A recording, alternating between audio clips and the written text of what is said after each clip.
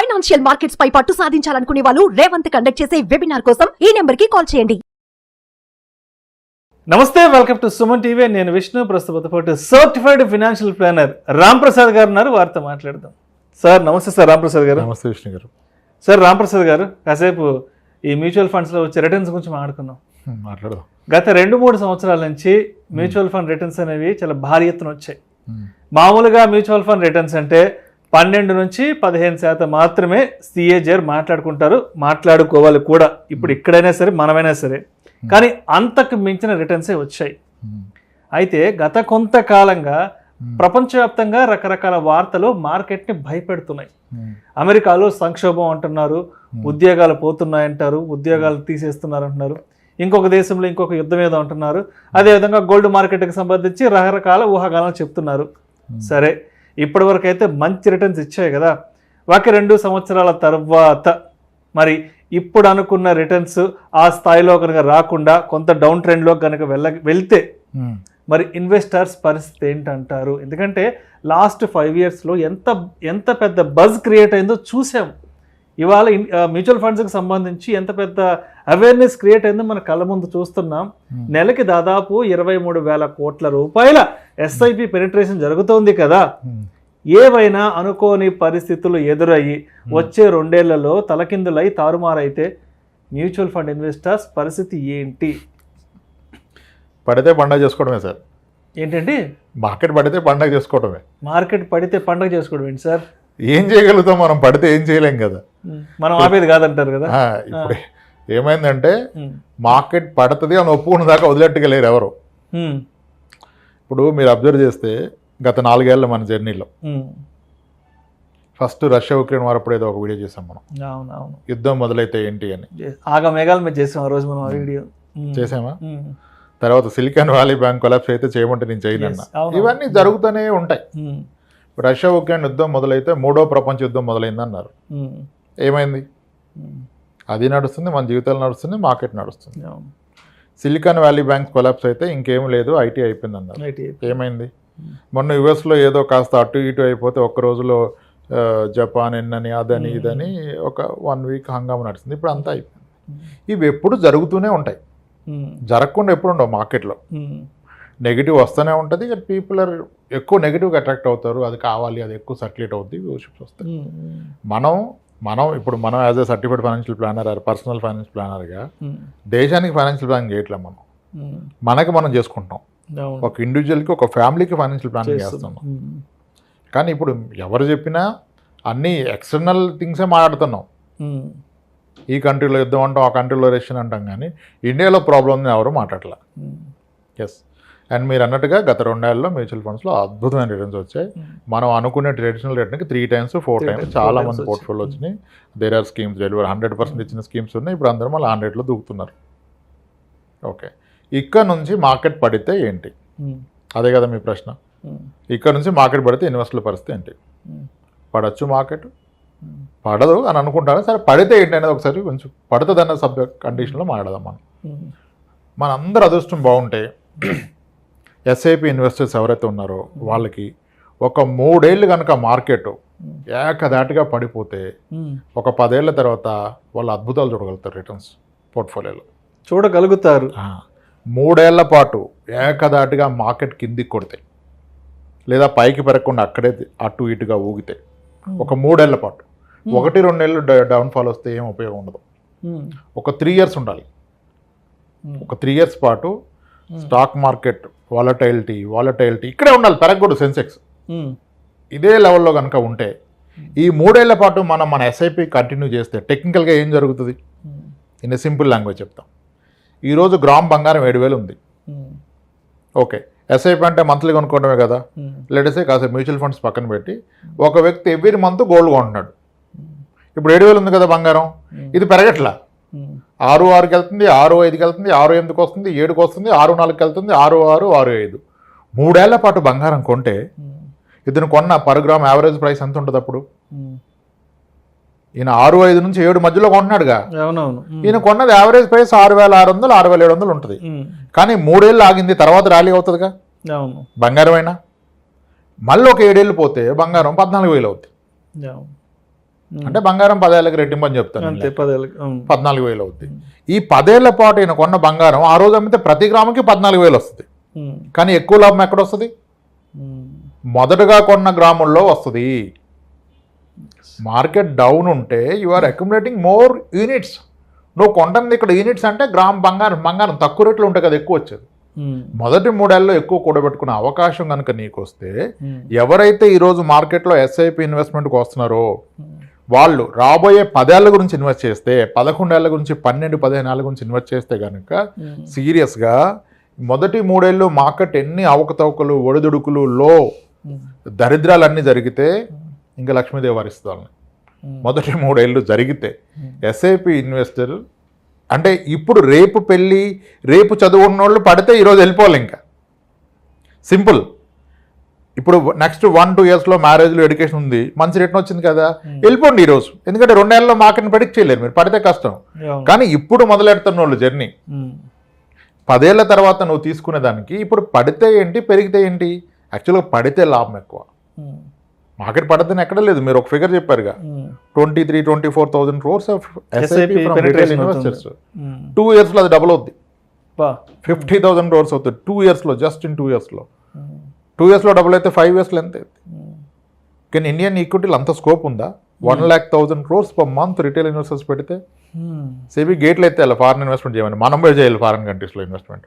ఆ kind of క్యాష్లో వస్తుంది. అందుకని గ్లోబల్గా ఎంత నెగిటివ్ న్యూస్ వచ్చినా మన వాళ్ళు రాగానే గోల్ పెట్టేస్తున్నారు. కానీ ఇంక ఇది అయిపోయింది, అది అయిపోయింది. ఏమైంది? ఎన్నిసార్లు భయపెట్టేశారు గత 2 ఏళ్ళలో 3 ఏళ్ళలో? ప్రతి ఈవెంట్కి, ఎలక్షన్ ఈవెంట్కి, ఆ రష్యా ఉక్రెయిన్ వారు కొన్నాళ్ళు మర్చిపోతాం, బోరు కొడితే మళ్ళీ బయటకు వస్తుంది. ఎన్నెన్నో చెప్తారు. అది ఇది ఎందుకే? ఆ దేశాలన్నీ ప్రపంచ దేశాలన్నింటికి మనకేం సంబంధం? అసలు కోవిడ్ అప్పుడైతే అసలు ఇంకా ప్రపంచమే లేదు. ఇంకా రేపటి నుంచి మొత్తం కోవిడ్ అప్పుడు లేదు. మానవ జాతి అంతరించిపోతుంది. 3వ ప్రపంచ యుద్ధం వచ్చిపోయింది మనకు ఆల్రెడీ. రష్యా ఇది సిలికాన్ వ్యాలీ బ్యాంక్ వల్ల ఐటీ సర్వనాశనం అయిపోయింది, మట్టం అయిపోయింది. ఇప్పుడు ఉంటుంది ఐటీ వాళ్ళ పరిస్థితి అన్నారు. ఎందుకు అక్కసు అన్నారు? అన్నీ జరిగాయి కదా మార్కెట్లో. అది జరిగితే పడద్దేమో, పడినవ్వండి కదా. ఒక 3 ఏళ్ళ పాటు పడితే నీ అవసరం 10 ఏళ్ళ తర్వాత 3 ఏళ్ళు పడితే ఏంటి? మనం ఎప్పుడు అనుకున్నట్టుగా ఈ 3 ఏళ్ళు పడితే ఇప్పటి వరకు పెట్టుబడి పెట్టిన వాళ్ళు వాళ్ళది ఒక 20 లక్షలు 30 లక్షలు ఉంది కదా. ఈ 3 ఏళ్ళు పడ్డది, ఈ జాబ్ కూడా పోయిందనుకోండి, ఈయన ఇప్పటిదాకా ఉన్న 30 లక్షలు కాస్త రేపు గట్టిగా పడితే 25 లక్షలు అయింది, 22 లక్షలు అయింది. జాబ్ పోయింది, 1 సంవత్సరం జాబ్ రాదు. ఈ లోపు 20 లక్షల మీద ఒక 10 లక్షలు లోన్ తీసుకుని నడిపించే 1 year మళ్ళీ మొదలైంది కదా జర్నీ. ఆల్రెడీ పెట్టిన వాళ్ళకి ఒకవేళ మీ గోల్స్ నియర్ ఉంటే yes you should move out of equity. 2-3 ఏళ్ళలో కనుక మీ గోల్ ఉంటే మీరు వెళ్ళిపోండి ఈక్విటీ నుంచి బయటికి. ఈ మార్కెట్ రేపు పెరుగుద్దని వెళ్ళిపోండి, రిస్క్ తీసుకోవద్దు. కానీ 10 ఏళ్ళ తర్వాత మీకు అవసరం ఉంటే టెన్షన్ ఏంటి? మార్కెట్ పడితేనే మంచిది, పడితే పెరిగితే కాదు, పడితేనే మంచిది. కానీ పడే అవకాశం లేదేమో అనిపిస్తుంది. పడదన్నా భయపడే అవసరం లేదు. ఆయన ఇప్పుడు నిజానికి అనలిస్టులు భయపడుతుంది కానీ ఇన్వెస్టర్లు ఎక్కడా భయపడలేదు నాకు తెలిసి. అంటే గత 2 ఏళ్ళుగా, ఆల్మోస్ట్ 3 ఏళ్ళుగా గుర్రం గాడిద ఒకేలాగా పరిగెడుతున్నాయి. ఎవడు గాడిద మీద ఉన్నాడో గుర్రం మీద ఉన్నాడో అర్థం అవట్లేదు ఇంకా. అంటే స్టాక్స్ పెట్టిన వాళ్ళు పెరిగినాయి, పిఎంఎస్లు పెరిగినాయి, అంతా వదిలిపెట్టుకోవచ్చు. మా పిఎంఎస్ 48 ఇచ్చింది, 52 ఇచ్చింది, మా మ్యూచువల్ ఫండ్ 110 ఇచ్చింది. స్టాక్స్ పెట్టిన వాళ్ళు కూడా హ్యూజ్ రిటర్న్స్ కదా. నా పోర్ట్ఫోలియో బాగా పెరిగింది, నాకు మంచి అనలైటింగ్ స్కిల్స్ ఉన్నాయి అంటున్నారు. కానీ మార్కెట్ స్ట్రెస్లోకి వస్తే రియాలిటీ బయటకు వస్తుంది. అన్నట్టుగా గాడిదేది గుర్రం మీద తెలుస్తుంది. సో మ్యూచువల్ ఫండ్స్లో అయితే మోస్ట్లీ గుర్రాలే ఉంటాయి. ఎందుకంటే మనం కాదు కదా సెలెక్ట్ చేసేది, ఫండ్ మేనేజర్ కదా. సో దట్స్ వాట్ నా పర్సనల్ గట్ ఫీల్ ఏంటంటే, ఇప్పుడు లాస్ట్ వీక్ న్యూస్ వచ్చింది కదా మనకి యుఎస్లో అది ఇది అని. ఆ రోజు నేను ఏఎంసీ వాళ్ళతో మాట్లాడితే వాళ్ళు చెప్పిన మాట, సార్ 1,40,000 కోట్లు క్యాష్లో పెట్టుకుని కూర్చున్నాం సార్, అది ఇండస్ట్రీ అన్నాడు ఒక ఫండ్ మేనేజర్. 1,40,000 కోట్లు ఈరోజు క్యాష్లో హోల్డ్ చేస్తున్నాం సార్, మార్కెట్ పడితే ఆపర్చునిటీ పంప్ చేస్తూ ఉన్నారు. ఇంతవరకు ఆపర్చునిటీ రాలే. ఈరోజు most of the multi asset hybrid equity ఫండ్స్లో 20-25% క్యాష్లో ఉంది. వాళ్ళు చాలా స్ట్రాటజీగా వెయిట్ చేస్తుంది. దేర్ ఎక్స్పర్ట్స్ కదా, లెట్ దెమ్ హ్యాండిల్. ఎందుకు మనం బ్రేక్ చేసుకోవడం ఎందుకు? వాళ్ళకి తెలుసు కదా సార్, వాళ్ళు చూసుకుంటారు. అసలు ఇన్వెస్టర్స్కి వచ్చిన భయం ఏం లేదు sir. If are a SIP investor maybe lumpsum you should be worried. దానికి డిఫరెంట్ పాత్స్ ఉన్నాయి, డిఫరెంట్ సొల్యూషన్స్ ఉన్నాయి విత్ ఇన్ మ్యూచువల్ ఫండ్స్. ఒక multiple other options, pure equity కాకుండా హైబ్రిడ్లో కూడా చాలా కేటగిరీస్ ఉంటాయి. Conservative hybrid, aggressive hybrid, multi asset, dynamic asset, balanced advantage. వాటిల్లో కూడా విత్ ఇన్ కేటగిరీ అన్ని ఫండ్స్ ఒకలాగా లేవు. సో అక్కడ తీసుకొని పెట్టుకోవచ్చు. అసెట్ అలొకేషన్ బై డిఫాల్ట్ అయిపోద్ది, మనం ఏం చేయాల్సిన అవసరం లేదు. సో మీరు అన్న క్వశ్చన్కి ఆన్సర్ అయితే మార్కెట్ పడుతుంది, పడినా 2-3 ఏళ్ల పాటు రికవర్ అవ్వకపోయినా అది ఎస్ఐపి ఇన్వెస్టర్ల యొక్క అదృష్టమే అనుకోవాలి. భయపడాల్సింది లేదు, బాధపడాల్సింది లేదు, ప్రెడిక్ట్ చేయడం తప్పే. పడదనో లెట్ ఇట్ హ్యాపెన్, జరగనివ్వండి కదా. సో మొత్తానికి పడినా వచ్చే ఇబ్బంది అయితే ఏం లేదంటారు. పడితే వచ్చే లాభమే ఉంది, పార్టీ చేసుకోవాలంటారు అయితే. పడితే పండగే, పడితే పండగే. ఎవరికి లాంగ్ టర్మ్ ఇన్వెస్ట్ చేస్తూ ఎస్ఐపీలు చేసే వాళ్ళకి ఇప్పటిదాకా పెట్టే వాళ్ళకి పండగట్ట అవుద్ది పాపం కదా. అంటే ఇప్పుడు ఒక పెద్ద వెసులుబాటు ఏంటంటే మ్యూచువల్ ఫండ్స్ ఆర్ లిక్విడ్ కదండి. లిక్విడ్ ఇప్పుడు లెటర్సే 2025లో ఒక ఎడ్యుకేషన్ ఉంది, ఎంఎస్ పంపాలి అనుకున్నాం బాబుని. మన టార్గెట్ 60 లక్షలు, ఆల్రెడీ 60 లక్షలు అయిపోయింది. ఒకటి వెళ్ళిపోవచ్చు మార్కెట్ నుంచి, కానీ ఆయనకి మనసు ఒప్పట్ల, అలాగే కూర్చొని పెరుగుతుంది కదా ఎందుకు తీస్తే పెరగదని. అప్పుడు అట్లీస్ట్ ఒక రూల్ పెట్టుకోవాలి, నా టార్గెట్ అచీవ్ అయ్యా, గోల్ దగ్గరలో ఉంది కదా, అట్లీస్ట్ ఈ రోజు ఉన్న కార్పస్ 5% పెడితే నువ్వు కొట్టేసే లిక్విడ్ అయిపోద్ది కదా. పెద్ద లిక్విడిటీ ఇష్యూ అయితే లేదు కదా ఈ రోజు వరకు మ్యూచువల్ ఫండ్లో. నీకు 60 లక్షలు టార్గెట్, నీ దగ్గర 65 లక్షలు ఉంది, 68 ఉంది, 70 ఉంది, ఓకే నడిచేంతకాలం నడిపించు. ఒకరోజు నీకు డౌట్ వచ్చింది, 5% అబౌవ్ మార్కెట్ పడ్డదనుకోండి, పానిక్ అనిపిస్తే నువ్వు ఆ రోజు రిడెంప్షన్ చేసుకో, లిక్విడిటీ ఉంది కదా. ఏదన్నా స్థలమా పొలం అమ్మలేకపోవడానికి మ్యూచువల్ ఫండే కదా, అమ్ముకొని వెళ్ళి. సో అయితే ఈ మధ్య ఏం జరుగుతుందంటే మ్యూచువల్ ఫండ్స్ను కూడా ఒక రకంగా స్పెక్యులేషన్ ట్రేడింగ్ లాగా చేసేస్తున్నారు. అంటే ఏం జరుగుతుందంటే మ్యూచువల్ ఫండ్స్లో కూడా ఇన్వెస్ట్మెంట్ పెట్టడానికి మార్కెట్ అప్ వెళ్ళినప్పుడు ఇన్వెస్ట్ చేద్దామా, లేదంటే డౌన్ ట్రెండ్కి వచ్చినప్పుడు ఇన్వెస్ట్ చేద్దాం అంటూ, అంటే ఇక్కడ వాళ్ళే టైమింగ్ చేసేస్తున్నారు. సో ఇది ఎంతవరకు కరెక్ట్ అంటారు? ఒక ఇన్వెస్ట్మెంట్ చేయడానికి మార్కెట్ అప్ వెళ్తే ఏంటి, డౌన్కి వెళ్తే ఏంటి, దాన్ని టైమింగ్ చేయడం అనేది ఒక ఇన్వెస్టర్ లెవెల్లో కరెక్ట్ అంటారా?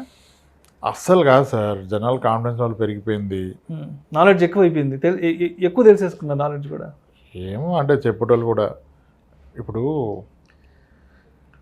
Timing the market will never give money sir, it's only the time spend in the market. ఎంతకాలం ఉన్నదనేది నీకు రిటర్న్ ఇస్తుంది, కానీ ఎన్నిసార్లు మార్చావు, ఎప్పుడు పీక్ ఎప్పుడులో ఇవ్వదు. ఇప్పుడు మళ్ళీ హిస్టారికల్ ఫండ్ ఏం మాట్లాడతాం మనం, నిప్పాన్ ఇండియా గ్రోత్ ఫండ్ 4,000 అనేవి అయిపోయింది కదా, 1995 అక్టోబర్ 28 అక్టోబర్లో వచ్చింది, 1995 అక్టోబర్. దాని till date CAGR 23%, 23% CAGR. You tell me what are the stocks deliver 23% in the last 28 years? ఉన్నాయా 10 స్టాక్లు ఇండియన్ మార్కెట్లో? అవి ఒకళ్ళు ఇచ్చిన మధ్యలో అవంత రిస్క్లోకి వెళ్ళిపోయినాయి, ఈ ఫండ్ అయితే అంత రిస్క్లోకి వెళ్ళిపోలేదు. Warren Buffett still date CAGR 20% అండి, మీరు యూ మేడ్ 23%. అసలు కొన్ని స్టాక్స్ అన్లిస్ట్ కూడా అయిపోయింది నాకు తెలిసి. నిఫ్టీ 50 నుంచి బయటకు వెళ్ళిపోయినాయి, 100లో ఉంటాయి పాటికి, అంటే తరా 10 ఏళ్ళకి వచ్చిపోయి 20 అంత సెక్యూర్డ్గా నీకు ఇచ్చినప్పుడు సింపుల్ సార్. ఇప్పుడు మా ఫాదర్ ఒక 40 ఏళ్ళకి వ్యవసాయం చేశాడు. ఇప్పుడు ఆయన ఒక ఆవును చూపిస్తే, ఒక బర్రెని చూపిస్తే, ఇది ఎంత పాలు ఇస్తుంది, దీనికి ఎంత రేటు పెట్టచ్చు చెప్తాడు, చెప్పేస్తారు. మనం చెప్పలేంగా. అదే ఫండ్ మేనేజరు, అరే ఇది 3 లీటర్లు పాలు ఇస్తే దీన్ని 7,000 కొనాలరా, 5 లీటర్లు ఇస్తుంది కాబట్టి 20,000 కొను. అరే వద్దురా, దీన్ని ఆల్మోస్ట్ ఇది డెలివరీ 6 నెలలు అయిపోయింది, ఇంకా 4 నెలలు ఎద్దు పాలు, నీకు వర్కౌట్ అవుతుంది ఈ రేట్ అని ఆయన చెప్తాడు.